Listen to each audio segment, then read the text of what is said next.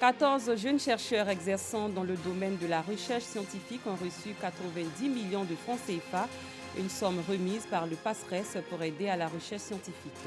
En Tunisie, après la disparition hier du président Béji Caïd Essebsi, un deuil national de 7 jours a été décrété.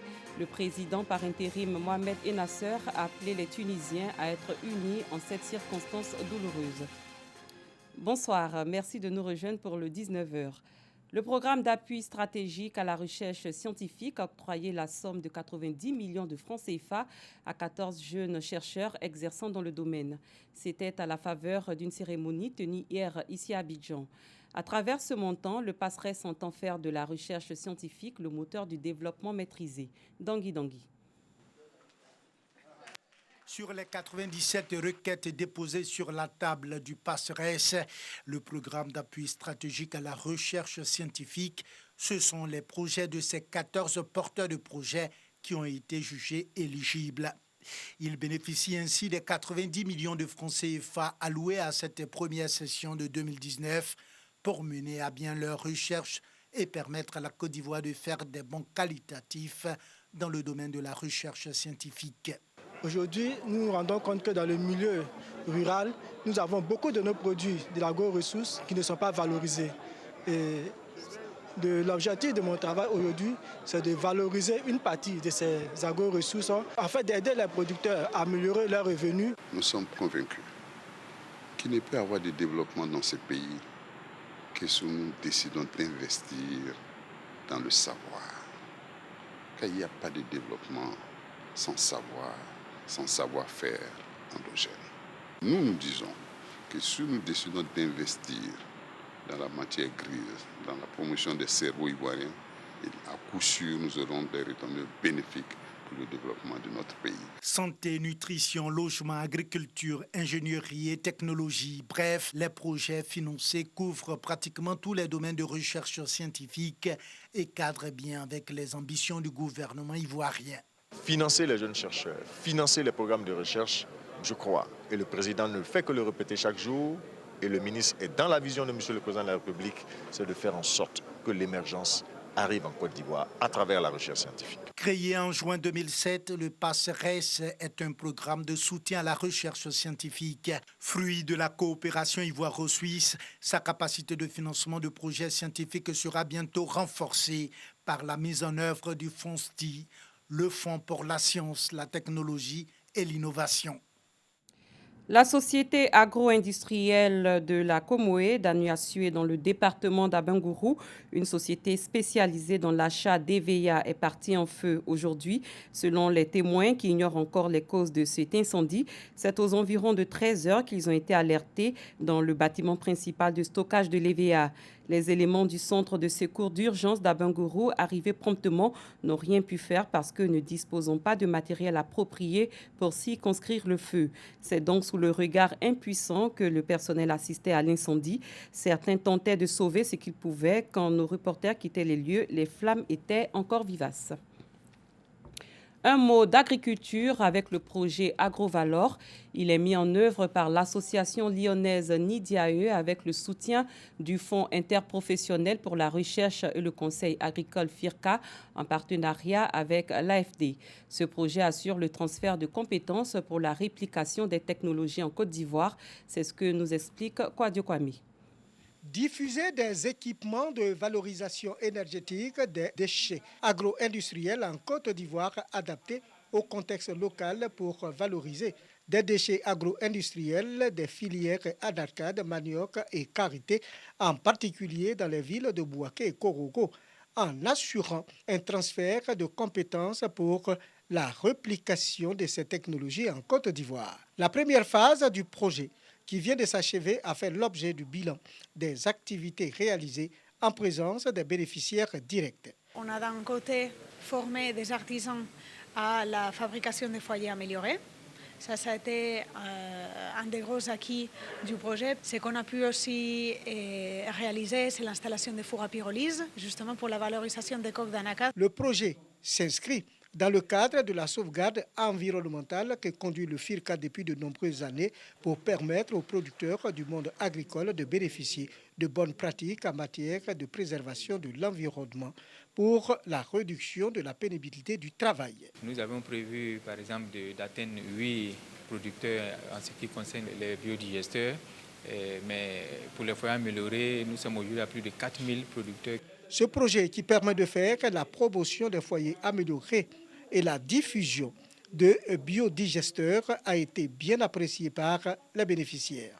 Pour 5000 francs de bois, aujourd'hui, nous avons 1500 de bois, c'est que nous gagnons au moins 2500 comme bénéfice. L'atelier a pris fin par la remise d'attestations de fin de formation aux artisans et à la présentation officielle de l'Association des artisans maçons constructeurs de foyers améliorés double marmite de Côte d'Ivoire. Parlons défense à présent. Le stade du Parc des Sports à Trècheville a servi de cadre hier à la première édition de la Fête des armées de Côte d'Ivoire. Les différents corps d'armes des forces de défense et de sécurité ont présenté aux populations leurs compétences dans plusieurs disciplines, dont le karaté, les techniques de défense et d'attaque ainsi que le parachutisme. Doigt de laser. Hymne national, ballet des armées de terre, des rythmes et sonorités qui donnent le ton à la journée sportive de la fête des armées de Côte d'Ivoire. Placée sous le signe de la cohésion sociale, cette journée sportive est l'occasion de présenter à la population les différentes disciplines pratiquées par les forces de défense et de sécurité. Le karaté, les techniques d'autodéfense en situation de guerre et la libération des otages ont été présentées au public. Pour le comité d'organisation de la cérémonie, il est nécessaire de faire connaître à la population les valeurs et les compétences des forces armées ivoiriennes.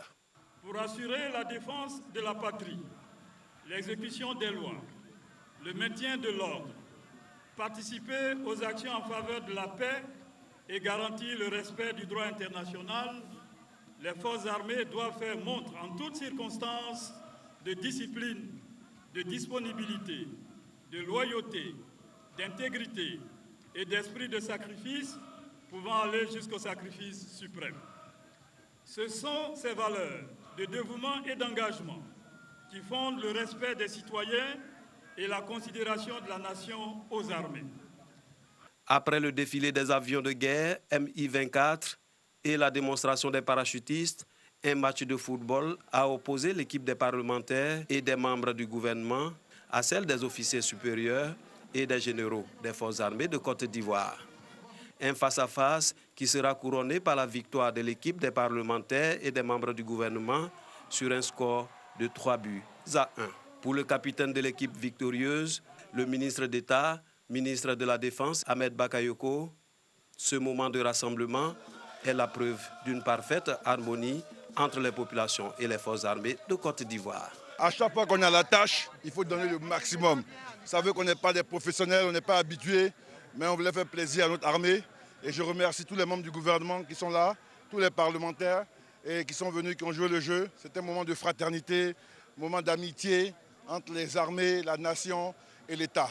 En tout cas, j'adresse à l'ensemble des armées toutes nos félicitations au nom du chef de l'État, chef suprême des armées. La première édition de la Fête des armées de Côte d'Ivoire a débuté ce mardi 23 juillet et prendra fin le 1er août prochain.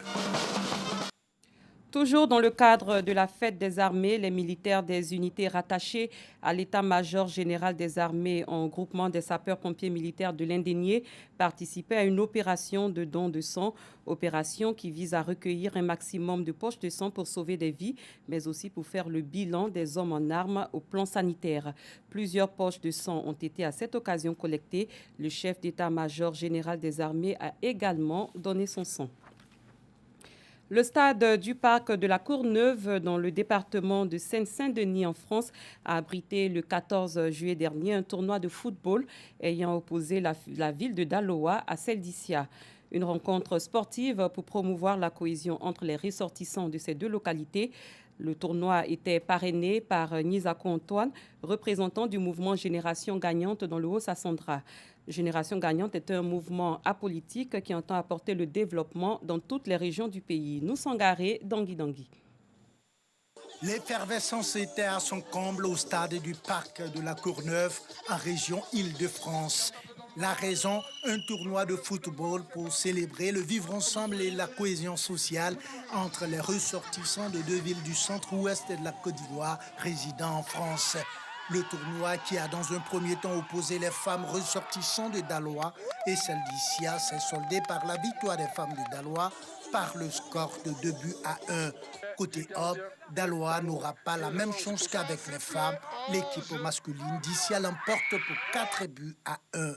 Parrain du tournoi, Nisa Cour-Antoine, par ailleurs coordonnateur de Génération Gagnante dans le Haut-Sassandra, n'a pas manqué d'exprimer sa joie pour cette initiative qui vise à renforcer davantage les liens de fraternité entre les deux villes de la région. Je souhaite cette cohésion, cette convivialité. On attend de cette convivialité la même convivialité qui va se déporter dans le Haut-Sassandra. C'est ça aussi. Vous savez ce que c'est la diaspora? Même si vous n'êtes pas nombreux, c'est la diaspora qui gère aussi nos villages. C'est dans une ambiance électrique que les deux équipes se sont séparées, histoire de marquer leur adhésion à Génération Gagnante, un mouvement apolitique qui a pour mission d'impulser le développement dans toutes les régions de la Côte d'Ivoire. Hors de nos frontières, le chef du gouvernement tunisien Youssef Chahed a décrété aujourd'hui un deuil national de 7 jours, en plus de la mise en berne du drapeau tunisien dans les édifices et établissements publics à la suite du décès du président Béji Caïd Essebsi. Le gouvernement a par ailleurs décidé l'annulation de tous les spectacles artistiques et autres manifestations culturelles dans toutes les régions. C'est ce qui est ressorti d'un communiqué de la présidence tunisienne. Dans une courte déclaration, le chef du gouvernement tunisien a appelé ses compatriotes à l'unité nationale, au service de l'intérêt suprême de la Tunisie, ainsi qu'au respect des dispositions de la Constitution et à la cohésion autour des instances constitutionnelles. Fin de citation. Loin de la Tunisie, responsables officiels, musiciens et autres artistes sud-africains ont dit adieu au chanteur Johnny Clegg lors d'une cérémonie publique à Johannesburg, 10 jours après la mort d'une des grandes voix de la lutte contre l'apartheid. Le chanteur qui mêlait rythme africain et pop occidental a succombé le 16 juillet dernier à son domicile de Johannesburg d'un cancer du pancréas. Il était âgé de 66 ans. Ses obsèques ont été célébrées la semaine dernière dans l'intimité. Des musiciens de tous styles lui ont rendu hommage en interprétant certaines de ses airs les plus célèbres qui lui ont valu une gloire internationale.